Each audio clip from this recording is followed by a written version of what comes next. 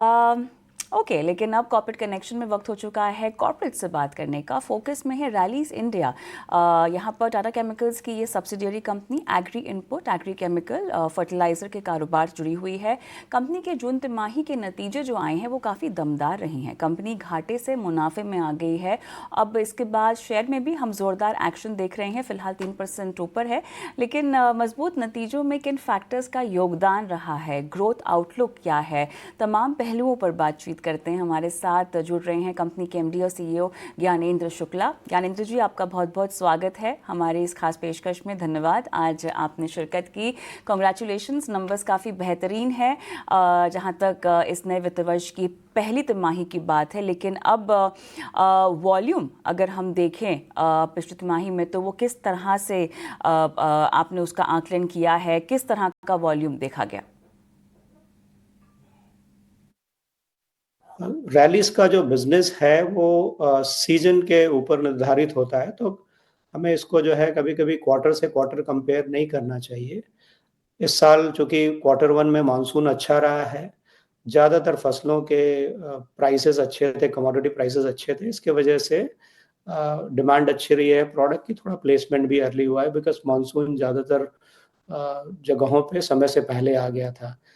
लेकिन अब जो है क्वार्टर टू, अब जब फसल खेतों में खड़ी हुई है, उस समय किस हिसाब से उसमें पेस्ट डिजीज या समस्याएं आएंगी और उन समस्याओं को के समाधान के लिए किसान किस तरह के प्रोडक्ट चूज करेगा, उस पर डिपेंड करेगा। लेकिन हमारी कंपनी का जो लक्ष्य है कि लॉन्ग टर्म में हमें high double digit growth deliver करनी है, हम उसके लिए पूरी तरह से काम कर रहे हैं।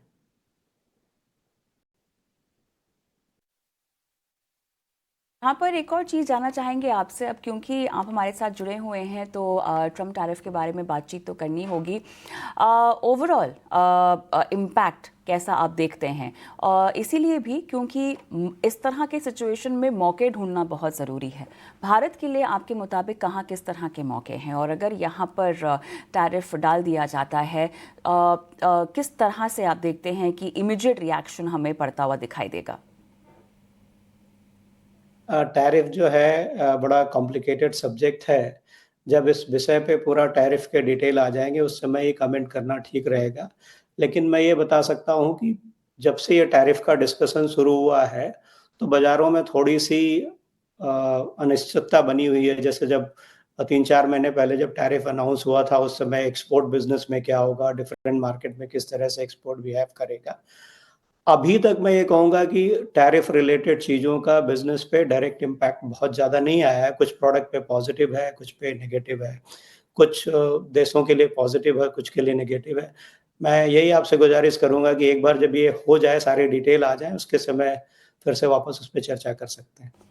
बिल्कुल, तब इंतज़ार रहेगा आपका एक बार फिर से जुड़ने का और बातचीत करने का। लेकिन चलिए, अच्छे मानसून की तो बात करना लाजमी ही है, क्योंकि वो तो हमें दिखाई दे रहा है। लेकिन इसके साथ साथ जो बीएसएफ ने पूरा आउटलुक कट किया है, जिसकी वजह से हम पूरे सेक्टर पर काफ़ी अनिश्चितता के बादल देख रहे हैं, रेवेन्यू के फ्रंट्स पर, मार्जिन के फ्रंट्स पर। अभी बताइए, दोनों को आप कैसे देखते हैं, अच्छे मानसून को और जो आउटलुक का कट किया गया है बीएसएफ की तरफ से? देखिए, रैलीज़ का जो बिज़नेस है, वो ज़्यादातर इंडिया में है और बीएसएफ जैसी कंपनियाँ हैं, वो बहुदेशीय कंपनियाँ हैं, उनका बहुत जगह पे बिज़नेस होता है। तो उनका मार्केट के प्रति, उनका अपनी कंपनी के प्रति विचार डिफरेंट हो सकता है। चूँकि हमारा सारा ज़्यादातर बिज़नेस इंडिया डिपेंडेंट है, इंडिया में मानसून अच्छा है, तो इसलिए मुझे अच्छे प्रॉस्पेक्ट्स दिख रहे हैं। थोड़ा सा प्राइसेस और डिमांड सिनेरियो भी हमें समझना है, तो ट्रेंड के लिहाज से क्या आपको दिखाई दे रहा है? खासतौर से अगर हम डोमेस्टिक बिजनेस की बात करें, तो यहाँ पर अब डिमांड सिनेरियो कितना पिकअप कर रहा है? प्राइसिंग प्रेशर क्या बॉटम आउट हो चुका है? क्या आपको लगता है कि अब ये अपने आखिरी छोर पर है, या यहाँ से अब कहानी प्राइसिंग प्रेशर को लेकर और गहरा सकती है? कैसे आप आउटलुक देख रहे हैं? देखिए, ज़्यादातर जो है, जो इन्वेंट्री चैनल में बिल्डअप हुई थी पिछले 2-3 सालों में, वो काफ़ी नॉर्मल हो गई है। और जो प्राइस की बात है, प्राइस हर प्रोडक्ट पे निर्भर है। कुछ प्रोडक्ट में प्राइसेस कम भी हुए हैं, कुछ बढ़े भी हैं। मैं ज़्यादातर ये बोलूँगा कि मोस्टली प्राइस स्टेबलाइज़ हो गए ओवरऑल बेसिस पे। एक्सपोर्ट के लिहाज से ग्रोथ किस तरह से हुई है, अगर आप बता सकें एक्सपोर्ट सिनेरियो और उसमें आपकी वृद्धि?